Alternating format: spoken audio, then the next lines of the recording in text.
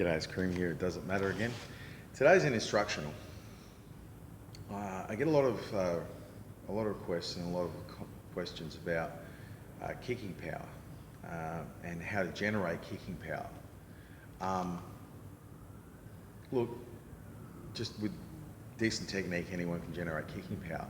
The problem is, how long can you be powerful for? See, if you can't be powerful for more than a minute or two, you can't fight. Fights go for 6, 9, 10, 15, 20, 25 minutes. Even fights in the street, especially if there's more than one person attacking you, which is unfortunately often the case, might go for a minute or two. If you've got 10 hard kicks, that's not enough. And the reality is that all too often, in quite a few gyms I'm training, guys are super powerful for the first half a dozen to a dozen kicks. And then after that, there's a massive taper, drop off actually, in power. So how do we generate power is not the right question. It's how do we generate power effectively over time? How do I generate power continuously for at least several minutes? If you can't kick the bag reasonably hard for 3 minutes with a reasonable pacing, okay, you don't have decent kicking power. I don't care how hard you can kick once off or twice off. How hard can you kick 50 times? That's more important, that's more relevant to me as a coach training fighters. So, here's an example of the stiff kick. Everyone can kick hard this way, but your body's fighting itself. I'm gonna show you. From here, we're just gonna kick and like, okay? Stiff kick, stiff butt, stiff legs, good rotation. I'm not gonna show you bad technique, okay? That would be framing it in dishonestly. It was reasonable technique, good rotation on the foot and the hip, but very stiff, very stiff. And I couldn't throw that many of them. I'm pretty fit, but I couldn't throw anywhere near as many of them as the next kick. Now the next kick is going to be what the Thais call a relaxed kick. It's a relaxed kick. It relies on technique, weight transfer, and the right amount of contraction through the glute and the legs and the calf, up the posterior chain, into the bag, but just the right amount of contraction, not too much. Now here we go. So here, in more relaxed stance. Okay, I'll do it again one more time. Nice relaxed stance, driving through. See, I can throw that kick all day. That kick's nothing, but demonstrably as hard, if not harder, those kicks were than the first kick I threw, okay? And a lot less effort, a lot more economical. So a logical question to anyone watching this would be, well, okay, you showed me, but how did you do it, okay? Here's the key. Use less, have this in your mind, programming, because a lot of what we learn is autonomic. Okay? You can't just make it happen. Your brain has to understand it as a concept, and then it has to feed through trial and error in your technique to discover the right firing sequence. Boom, boom, boom, boom, boom, boom, up the chain, through the torso. Has to find the right firing sequence to get the technique the way you want it to be. So first we start programming the mind. Relaxed, less with more. More with less. More with less. I want to achieve more power with less energy. More result with less effort. Okay? How do I do that? Focus on technique.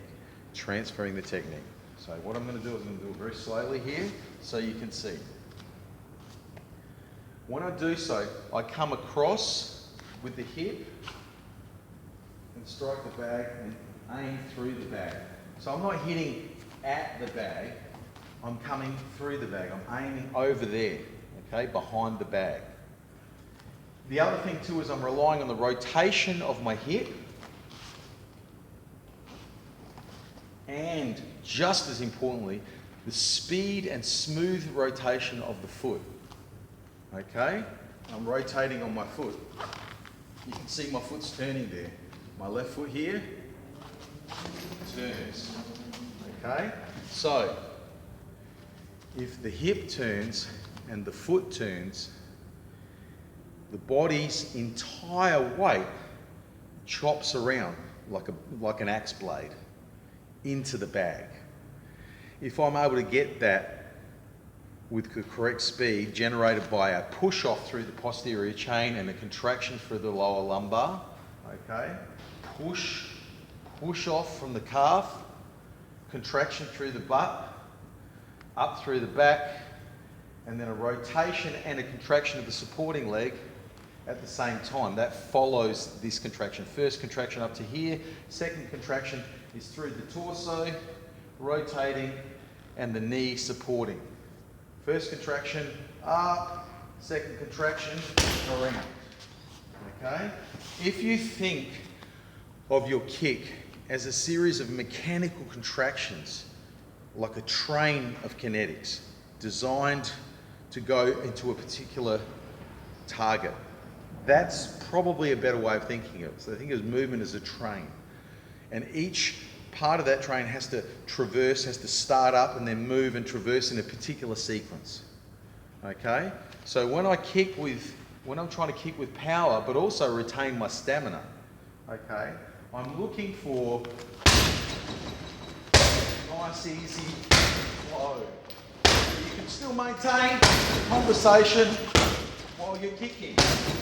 Nice, easy flow. I'm not trying to kick too hard. I'm just letting my technique do the job. Very important to let your technique do the job rather than your muscles. They help by all means, but they don't deliver the power. The real power is delivered by technique, correct sequence of contraction, and a relaxed state through. Minimal resistance. When I tense up,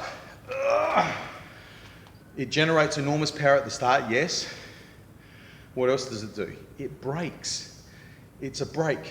So all that energy at the start also becomes a break that resists the very movement I'm trying to start.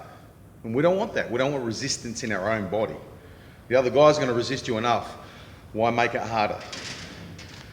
Relax and kick. That's all for now. That was the right roundhouse kick. We'll be working on some punches next. Cheers.